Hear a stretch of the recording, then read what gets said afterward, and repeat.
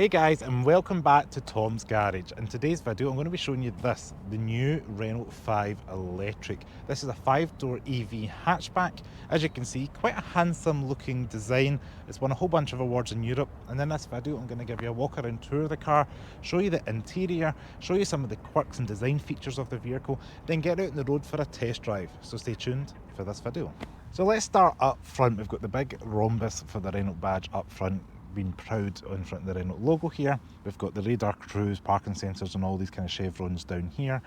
Crucially, which is quite cool, you're going to see these headlights do have the upgraded headlight beam because of the package it's on. You've got the little French flag, and you're going to notice little cockerels all around this car, being the French national bird.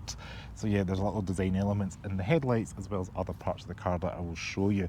But overall, as you can see, it's got that retro modern chic. So up front on the face of it, you can see it takes a lot of design language from the previous Renault 5. These are the upgraded headlights on this particular car. They do have little Easter eggs, like you've got the French bird, the cockerel, in the front of the headlights, as well as the French flag just on the top of the eyebrow here. Do have quite a nice geometric kind of style daytime running light. As you can see, the front end, no big grille or anything because it is an EV. I do kind of like the serrated pattern that runs across here. It does have like a 3D effect when you run your fingers across it, as well as down here where your radar, cruise and your parking sensors are. Now this car is finished in pop yellow, which is one of the vibrant colours you can get. It also comes in like colours like pop green, or if you want a more normal neutral colour like your whites, blues and greys, that is also available. Now up the top here, this takes another design cue from the previous Renault 5, and this indicates your battery status. So you can see it says number 5, it lights up to show you how much charge you have in your car. It's not always on, so it's not going to be blinding you when you're out driving out and about, but it is there and it is worth noting. Work our way up to the windscreen, another cockerel is there, and then on the side of the fender here we do have your charge port, which has your home charger and a little bit for your CCS charger. So you pull that out and you're able to do your rapid charging. Also has a lock and deferred charging buttons as well. So you join me under the bonnet of the R5. Now it does look like a conventional car. We've got things like your fluids, 12-volt power outlet, electrical gubbins in the middle. The R5 is available as 120 or 150 brake horsepower motors, and you've got a 40 kilowatt hour battery or a 52 kilowatt hour battery, depending if you go for the higher power one or the lower power one. Now 0 to 60 is about 9 seconds for the base one, and the 52 kilowatt hour battery pack is about 7.8, 7.9 seconds to 62 miles per hour. So it depends what model you want, and there's a So acceleration 0 to 62 is about 9 seconds for the 120 brake horsepower, or 7.8 seconds for the 150 brake horsepower, and all that power goes to the front wheels. Now one thing I wish they did have was a sort of like front boot, a front foot, or a frunk, just so you could put charging cables. It's always handy in an electric car, because if they're under the floor in the rear, then you're going to have to lift all your stuff out the boot to get them. It's quite nice having the car having charging cables in the front boot. Unfortunately this doesn't have it, and it's got a manual strut as well, which I was not expecting for a car at this price point. So in the rear of the Renault 5, I want to point out these tail lights. These harken back to the previous Renault 5 model, especially things like the turbo. A little bit of a fake vent here, but I quite like the design detail, and it's got again this 3D effect running across. Similar to the front, that kind of chevron serrated pattern is running across the whole deck of the rear, and it says Renault, and then you've got your number 5 right in the back. Now obviously being an EV, no visible tailpipes, but we do have things like your parking sensors, black gloss plastic, and the rear camera just under the 5 on this registration plate. Now go ahead and open the boot, and we do have just over 320 litres of boot space. Pretty competitive for the size of car it is. You're going to notice another little cockerel there on the left hand side of the boot, as well as the right hand side, a little Easter egg. As you can see, this owner's managed to put a big large bag in here. The lip is quite deep, like it's got a quite high lip and a deep floor into there. The bottom of the carpet itself does have the kind of angles and lines going across. So in the boot of the car, you are able to fold down these rear seats. There is nothing in the back to pull them down, so you do need to reach over and fold them from up the top here.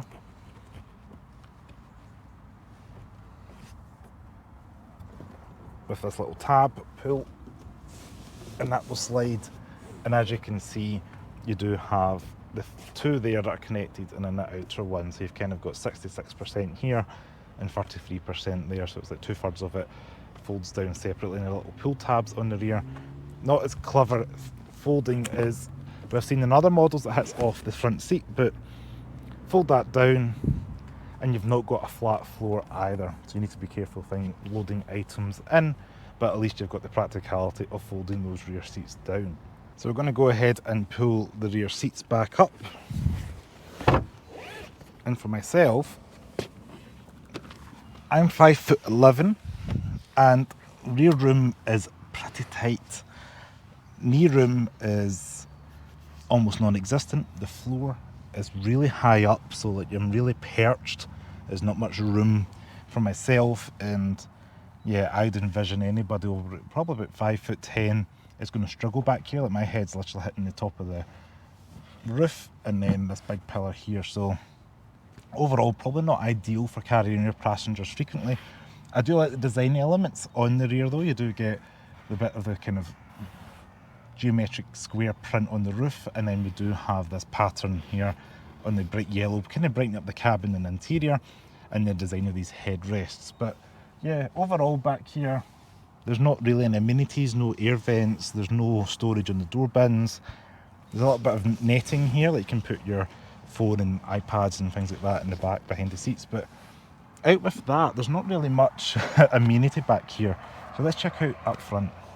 Stepping into the Renault 5, it does feel quite tight just with the way this dash is angled in the seat back. It's as far back as it goes, and like it feels, yeah, it just feels like this little bit here and this bit here's not much room for me to get into the car.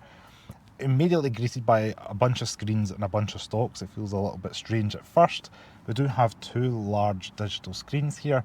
This middle one here controls things like your Android Auto, Apple CarPlay, Google Maps, etc., your radio. We do have physical buttons up top to turn the screen off if you want to clean it, or for your volume controls. Nice physical climate vents, as well as climate controls down below, hazard, and then a door lock button, park and brake, which I'll touch on now, because you're going to see we've got four kind of stalks coming out the centre console here. Now on the left hand side is where your lights and your indicator are. It's not too bad. Right hand side middle one is your wipers, again kind of normal. You can twist that rear one to turn the rear one on. So at the top here, this is your drive selector, all the way down for drive, all the way up for reverse, and then there's no P for park. You think you might push that diamond button, but what you have to do is put it into neutral and engage the parking brake. Now, being a Renault feature, we do have this third stalk, which is for your volume and your source for your media. Other manufacturers typically have it on the steering wheel. Renault have got it down there. When you're driving along, I do occasionally find that's kind of, you have to go by touch because you can't really see it, but it's just a Renault thing. What I do like being a Renault thing is this little button on the right hand side. You can turn off all the ADAS at a touch of a button, or have it preset, so you can pick and choose what you might want, like the rear cross traffic alert, maybe speed sign recognition or things like that. You can pick and choose what you want, and that can be tapped and stored in there. A couple of blank buttons there. Now I do quite like the design. This car does feel quite, ergonomic and design detail orientated. The steering wheel as well has got a nice grip to it, it's that hexagonal kind of shape, a bit like what we've seen with the MG products, and it's kind of got a free spoke design with the little multi-sense button here. Things like your cruise control on the left, right hand side's like your telephone, and you can change things in the screen there. The screen itself's got a kind of unique style design element to it, mimicking these serrated lines that we've seen in the exterior and on the interior. That's the same digitally there. Now, build quality, or perceived build quality, it is kind of plasticky. Like there's a little bit of vinyl there, but all this is just scratchy plastic, which is a little bit of a shame because this car is over £32,000, and yet this doesn't feel as premium as maybe you'd expect from other competitor products. I do like the seats, this one being the iconic 5 trim. We do have the yellow seats with the kind of vinyl on the outside. There is lesser trims, you can get like a blue denim, and there's a higher trim than this as well. It's got like a leather style interior as well. It does just fall down without any grace. It's not lined with any fuzzy stuff, and there is a fuse box in there, so that is very disappointing considering the price point. And being Renault, just French, they do not, when you make it a right hand drive, they don't switch the fuse box, they leave that in there. I've seen that on other French products. It's just a shame because it just minimises that. But yeah, I really don't like that dropping down effect. It's yeah, it's not lined with fuzzy stuff, and it's just dropping. It's not like any motion to it. Top of the dash here does have, again, that serrated design with the Renault 5. I do like the little yellow in there, and there's little splashes of colour and lighting in here. And this one's fitted with the door sills that light up as well. So if you are about 5'11" or 6 foot, you might want to sit and test drive one of these first, because yeah, overall space is not super generous for the size of the car. It does feel quite kind of neat and compact the way this dash comes out towards me, and yeah, just the headlining and things like that, it just feels a little bit snug. Over in the door card here, we do have all round electric windows. We've got window switches and a physical door handle, which is nice to see. We do have a little bit of storage as well for bottles of juice and things like that. Not lined with fuzzy stuff, but hey ho. And we do have this little handle here to close it.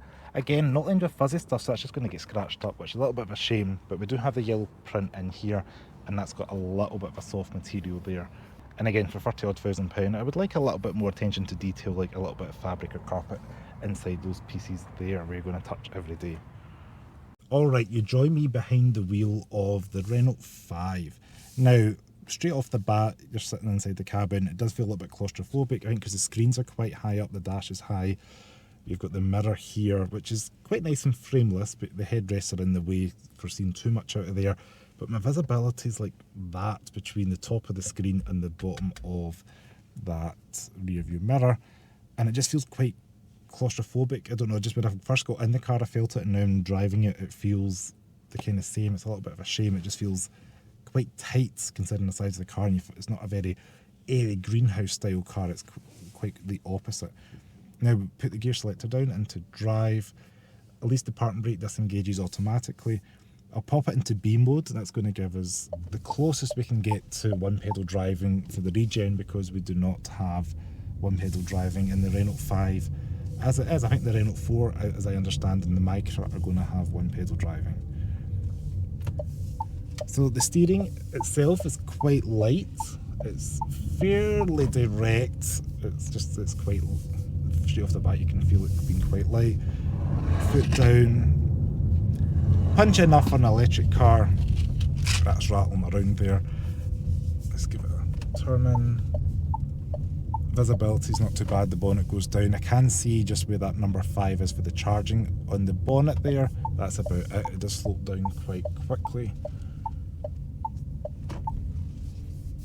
3, 2, 1. And a little bit off. And yeah, it's 0 to 30. It's pretty average, it's pretty fine. It's not the fastest car in the world, I would believe. 7.5 to 8 second range, 0 to 60. And yeah, this car's now 80% charged with 166 miles in the real world. Now the ride isn't too bad, it's not so stiff, it's not as comfortable as maybe something like the Citroen EC3, and that's a little bit more practical as well if you are looking for a practical and comfortable commuter electric car. This car is a little bit more style over substance, I would argue, in that term. But yes, I do like a lot of the attributes of the car. It does feel a little bit more grown up. It feels a little bit more, the road noise and things are taken away, going over like the speed bumps and potholes. It's a little bit more absorbing, the ride. It's not as harsh as I was expecting it to be going in. I would kind of guess I would expect that from a French car. Now let's pop it in and try and park this car and see what it's like. So you can hear the indicators going off there. Pop it into reverse, pull this lever up. That reversing camera is really horrific. That is not a good job by Renault by any means, but if I pop it into reverse, it does have trajectory lines, but it feels like they've saved maybe a couple of pound a camera for this, but it's really at the detriment of the product. It's a really poor camera, and I really don't like the fact you can't just like pop it into P for park. You have to pop it into neutral and then pull the park and brake, so it's like two separate kind of gestures and motions, but they're not even in the same place. It's like one side of the steering wheel and in the centre of the car to make sure you're not rolling away. That's a little bit of a shame, but yeah, I like the ride. Steering's all right. Seems punchy enough for acceleration. So I just want to say thanks very much for watching this video on the new Renault R5. If you like this video, please give me a thumbs up, comment your thoughts on the car below, and I will see you next video. And don't forget to subscribe to the channel. Ciao.